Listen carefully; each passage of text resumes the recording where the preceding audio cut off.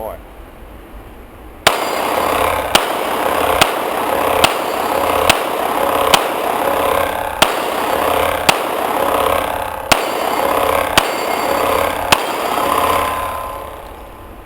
Yeah, the trigger is definitely not as nice as the FN was.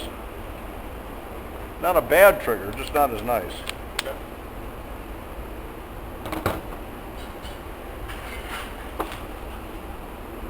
Do you remember how it compared to my trigger? I don't have anything that compares to your trigger. No. Yours is nice. Yeah, but you got Langdon? Cylinder and slide. Cylinder and slide, right. Just a little bit of hammer bite, not bad. Okay. But then again, I'm riding high on it.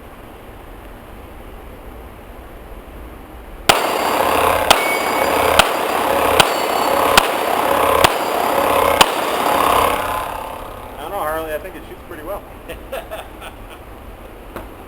Yeah, just a little bit of bite right there.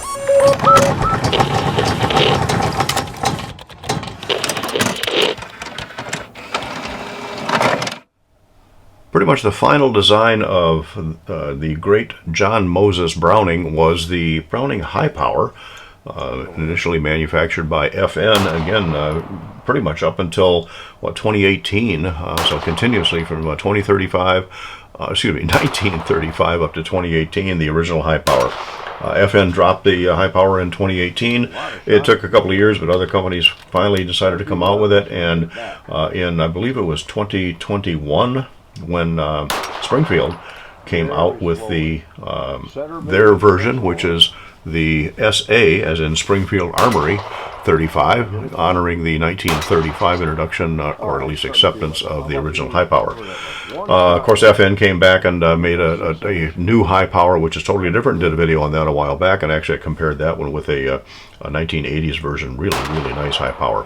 So I got the Springfield SA-35, and for the YouTube manual viewers, this gun is completely empty in a safe environment. All right, we're going to look at this and compare it with a World War II Hi-Power here in just a minute. Stay with me.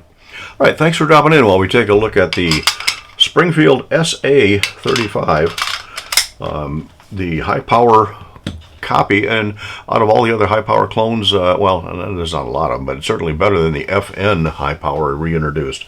I'm going to look at a couple of features on this and compare it with the World War II German Hi-Power. I did a video on that a while back. I'll post the link probably up here somewhere. But this is supposedly as close as you can get to a reproduction of the original Hi-Power. Instead of being a polished blue, it's a black finish, which looks more Parkerized, although it's not. But it does also have wood grips. They're obviously a little bit different than the wood grips on the original. Same basic design. You can see that in the takedown lever. However, some good features on it. The slide serrations are fairly fine and angled the same as they were in the original, but they're a little bit sharper. Now, they're not as sharp on the original. One of the design features that they required in the original was a magazine disconnect.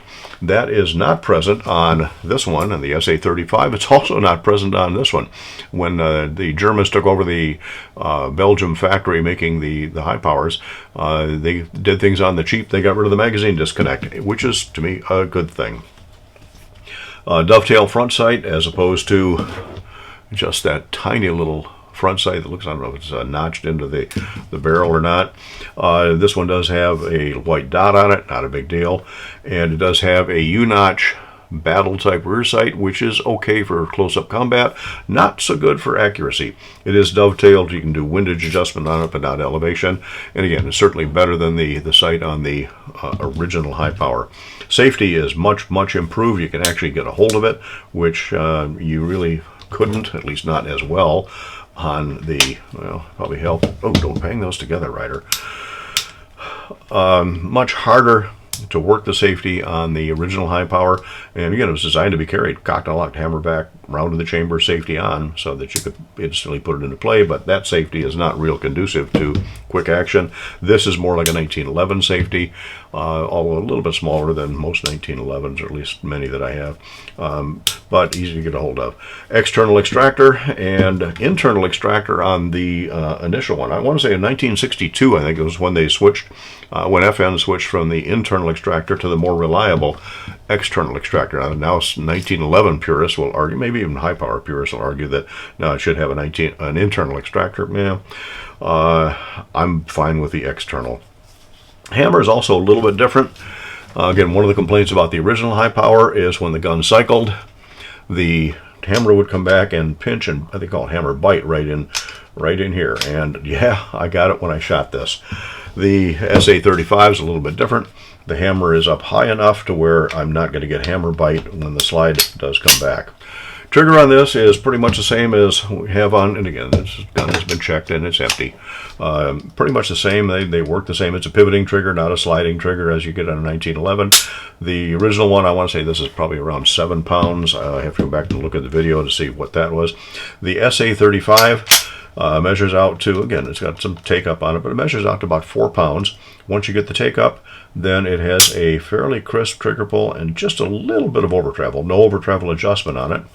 And reset is barely audible, and again, all the way out. And again, I don't put a lot of emphasis on reset. I know some people, yeah, you got to shoot to the reset. No, you don't. Look at Bill Wilson in slow motion. He slaps the trigger. He doesn't reset it, and he shoots extremely well.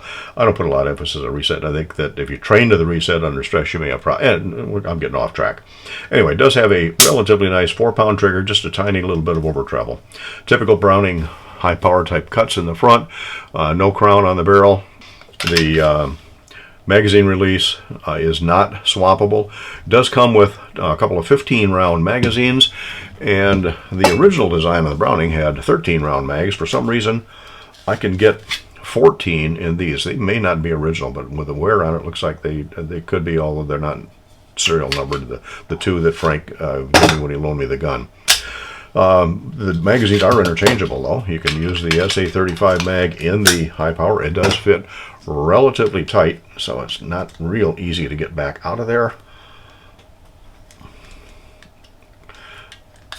I guess you weren't going to lose magazines out in the battlefield of that. The original 13/14 round magazine does fit nicely in the SA-35 and does, of course, pop out with a little bit of spring tension on the follower. So 15-round magazines, and again, pretty much standard Hi-Power. The ones from my Gersan also work in that. A little bit of difference in weight between the two. The SA-35, I normally don't weigh guns that are empty because you're not going to carry it empty. But to get an accurate comparison, the SA-35 comes out at 29.2 ounces, which is 0.5 of an ounce lighter than the original, which is 29.7 ounces. Add 16 rounds of 124 grain ammunition to the SA-35, you get 38.8 ounces, whereas if you put the 14 rounds in the original Hi-Power, you're at 38.6, so really pretty close with 2 rounds extra in the SA-35. The Hi-Power I tested when we did the FN video was a 1980s version. Again, with 14 rounds in that, it was 38.6 ounces also, so really the same as the original. Not real excited. I've been rolling some video throughout as we've been going through this, but I'm not really excited about the accuracy of this gun. Up 12 yards, it's fine. I had to work at it a little bit, but that's just getting used to how the trigger and the grip work for me. 25 yards, I initially struggled a little till I finally found the right point of aim, and yeah, I did pattern this on target to start with. At 15 yards, I was pretty much right on. 15 yards, right-hand target, center hold.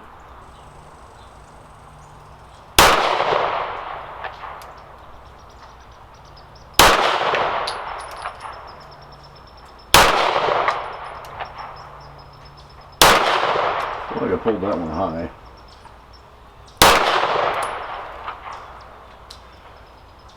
Okay. So if I was missing the plates, that's my fault, not the gun's fault. All right, I can live with that. But when I get out to 25, I struggled a little bit. And then at 50 yards, I really struggled with that. Springfield SA-35, 115 grain MagTech, 50 yards, starting with the gong on the left. 16-inch high right. Oh, come on. There we go, 12-inch below it. 10-inch to the left of the 16. Move that one to the right.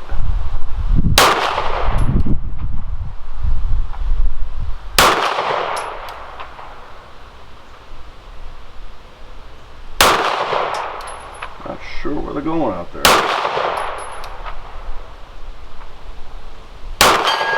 There we go. Boy, I took enough shots to get that 10. Gonna get the 8 below it.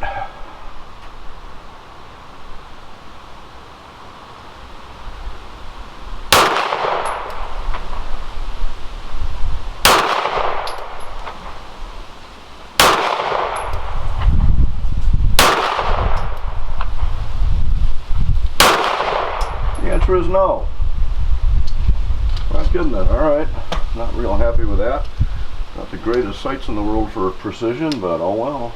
And I attribute a lot of that to the U-notch rear sight. Is I can get the equal height, but getting that equal light with that U-notch in there. And again, I'm ignoring the dot on the front. I'm trying to line up the black surrounding the front sight with the black serrated rear sight. But accuracy with the U-notch for me is just not been as successful as plain old square notch blacked out sights. So how much of that was the gun, how much of that was the ammo I was using, how much of that was me? Probably a combination of all three. But is this something that I'm going to want to grab and carry? Probably not, although certainly the price is right. There you can pick these things up for generally about 150 less than MSRP, which puts them just above Glock range. And it's got decent Springfield quality.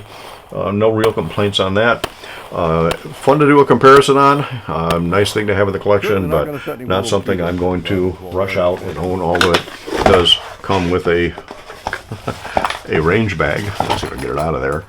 Not much of a range bag on top of that, but anyway, not optics ready. Don't care about a rail. It is what it is. It's sort of a Browning clone that, or a Hi-Power clone from the FN, and somewhat true to the original with some modern upgrades. All right, thanks for sticking with me while we looked at the SA-35 with some brief comparison with the original World War II Hi-Power. Thanks for stopping in.